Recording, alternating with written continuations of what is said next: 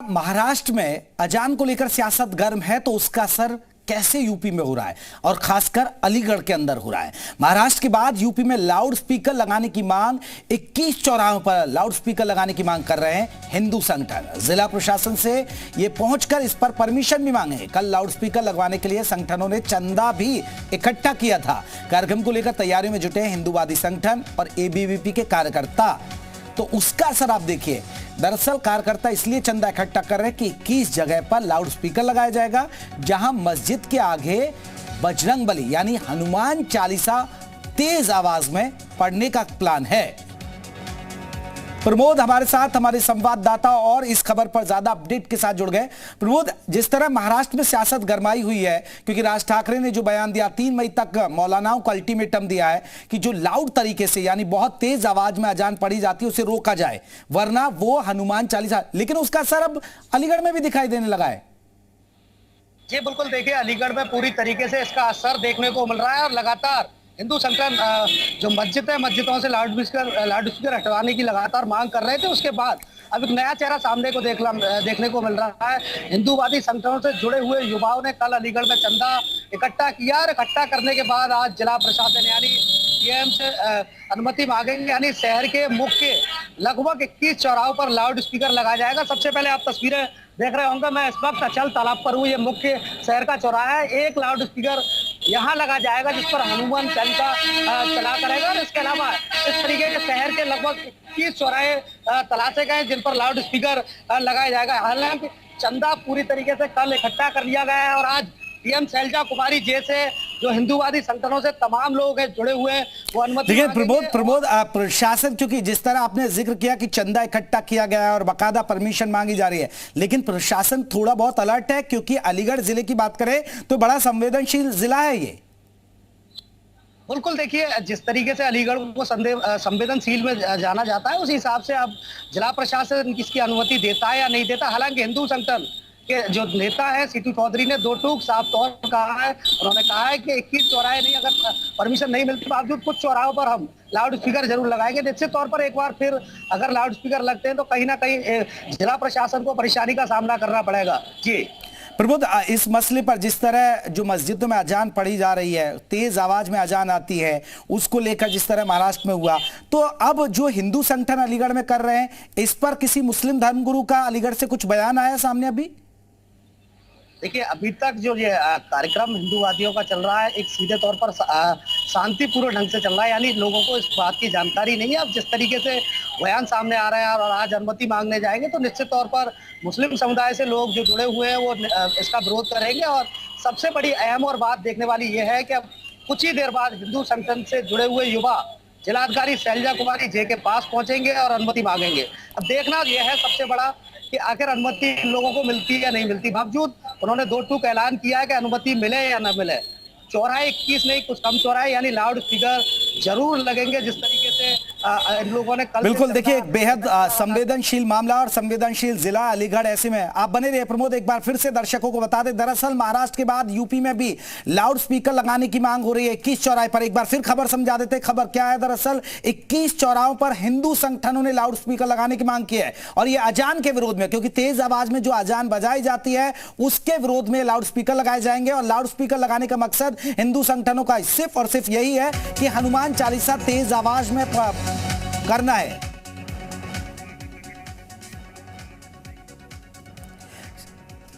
चलिए, हमारे साथ हिंदूवादी संगठनों से श्वेता राज हमारे साथ नेता जुड़े हैं।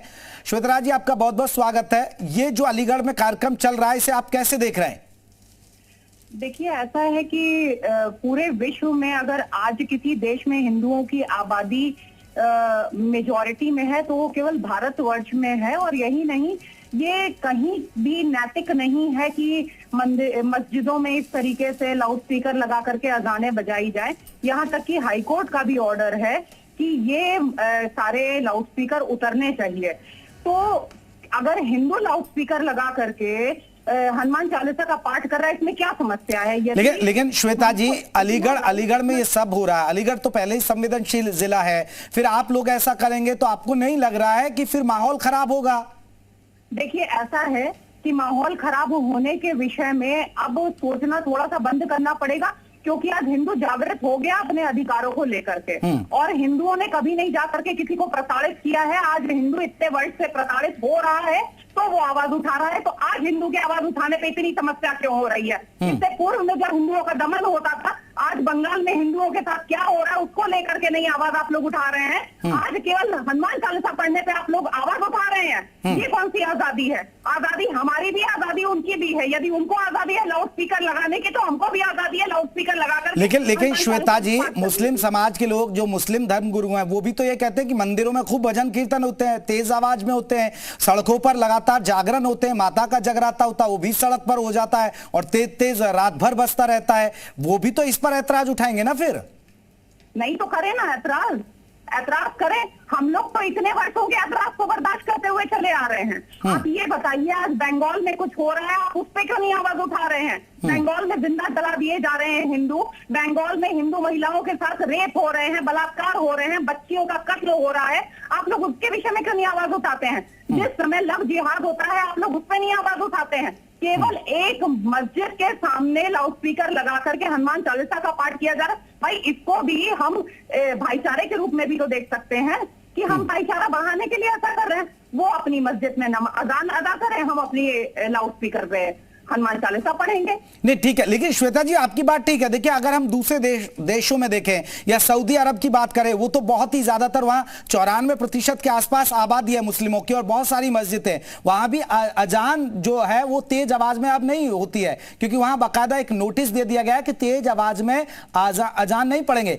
लेकिन फिर भी आपको नहीं लगता ये शिकायत आप प्रशासन से करें, ये मुद्दा सरकार के सामने उठाएं, और ये आप लोग अगर आप खुद से पहल करेंगे तो फिर माहौल बिगड़ता है ना मैम?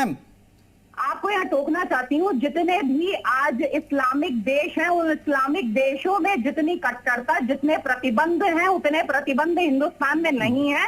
इसीलिए आज हर व्यक्ति अपने क्षेत्र को, अपने अधिकारों का दुरुपयोग कर रहा है, और ये दुरुपयोग कई वर्षों से होता चला आ रहा है। तो चलिए श्वेता जी आप बने रहिएगा। शोएब जमई हमारे साथ जुड़े हैं, मुस्लिम धर्म गुरु हैं। शोएब जी आपका बहुत बहुत स्वागत है। शोएब जी, एक मामला आपने देखा होगा, महाराष्ट्र में राज ठाकरे ने जो बयान दिया, उसके बाद अलीगढ़ में अब हिंदू संगठन चंदा इकट्ठा कर रहे हैं और 21 चौराहों पर अब लाउड स्पीकर लगाएंगे जहां हनुमान चालीसा पढ़ाई जाएगी तेज आवाज में। और विरोध हो रहा है कि तेज आवाज में जो अजान पढ़ी जाती है मस्जिदों के अंदर, उस अजान का विरोध, क्योंकि आप तेज आवाज में अजान पढ़ते हैं। आप क्या कहेंगे सर?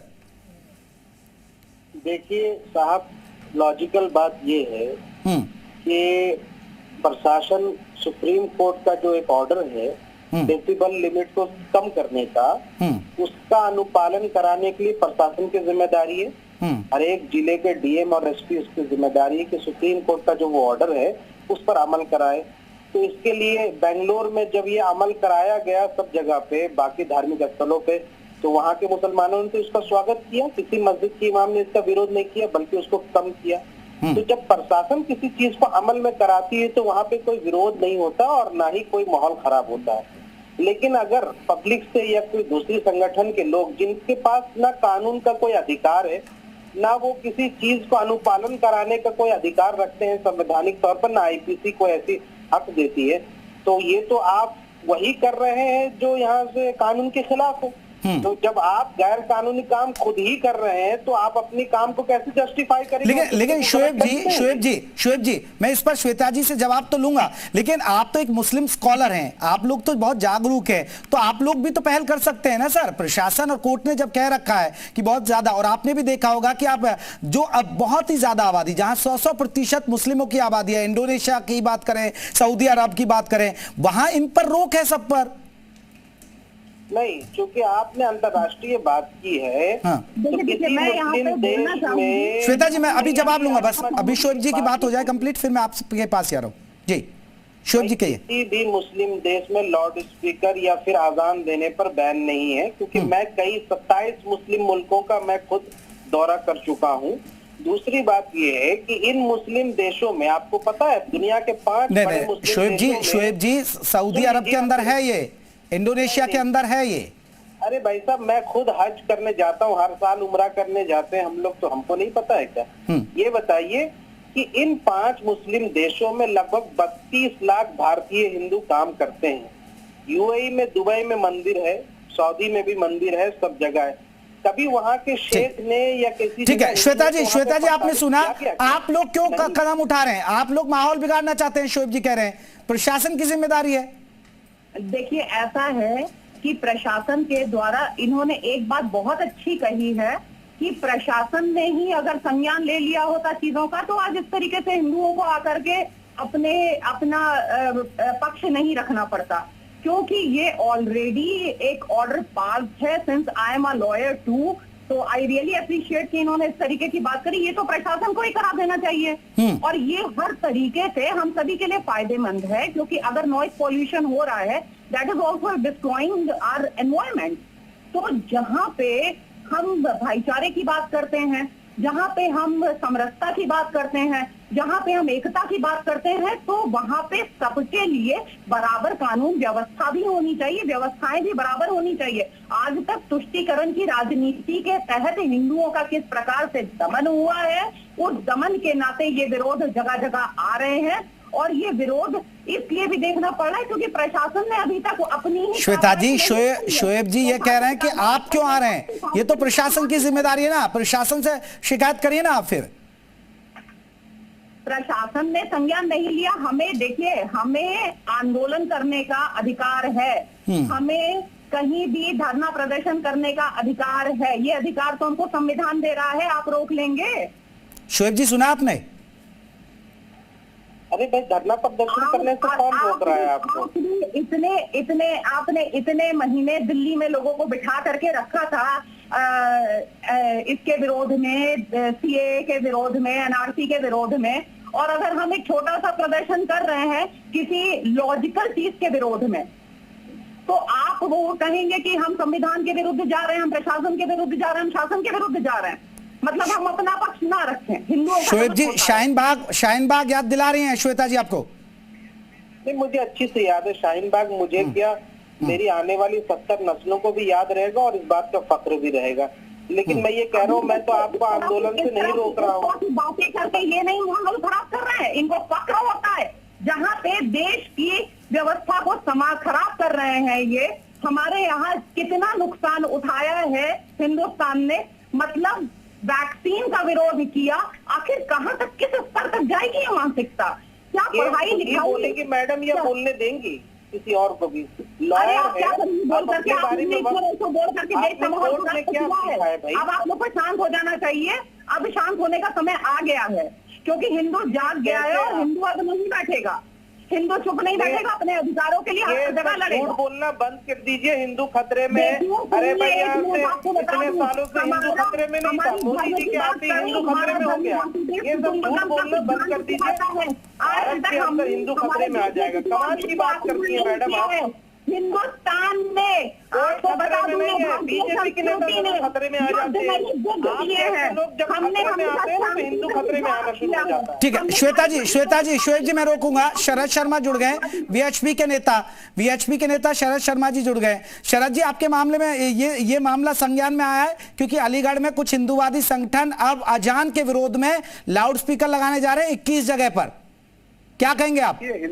देखिए, हिंदू समाज को तमाम तरह के समझाने का प्रयास किया जाता रहा है। देखिए, हिंदू समाज तो स्वयं समझदार है, वह किसी भी प्रकार से जब तक प्रतिक्रिया नहीं होती तो क्रिया की प्रतिक्रिया वो व्यक्त करता है तब, जब जैसे अभी रामनवमी पर जो है कितने हमारे शोभा यात्राओं पर आक्रमण किया गया। यह दुर्भाग्यपूर्ण है, इस देश में हिंसा का कोई स्थान नहीं है और इस प्रकार से घटनाओं को जन्म देने वाले जो लोग हैं उनको निरुद्ध करना चाहिए, उन पर कार्रवाई होनी चाहिए। रही बात हनुमान चालीसा की, तो हनुमान चालीसा तो हमारा अधिकार है, हम हनुमान चालीसा का पाठ। लेकिन शरद जी अगर इस तरह विरोध करेंगे तो माहौल खराब होगा ना। फिर विरोध का प्रश्न ही नहीं उठता। अगर कोई क्रिया करेगा इस प्रकार का कि हम 4-5 बार जो है इस प्रकार से लाउड स्पीकर लगा कर शोर मचाए, हाँ उसका दायरा कम करिए, आप उसको सीमित शुरू करिए।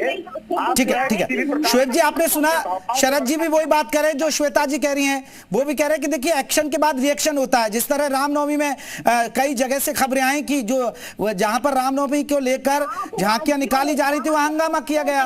देखिए, लाउड स्पीकर लगाने पर किसी को एतराज नहीं, लेकिन लाउड स्पीकर की ध्वनि नहीं होनी चाहिए। सरकार तय करती है, प्रशासन तय करता है, उसका मानक होना चाहिए, उस पर कार्रवाई कार्रवाई होनी चाहिए। जो लोग आज 4-5 बार जो है अजान करते हैं, उनको यह सोच लेना चाहिए कि हमारे शाहीन बाग पे कार्रवाई अगर करी हो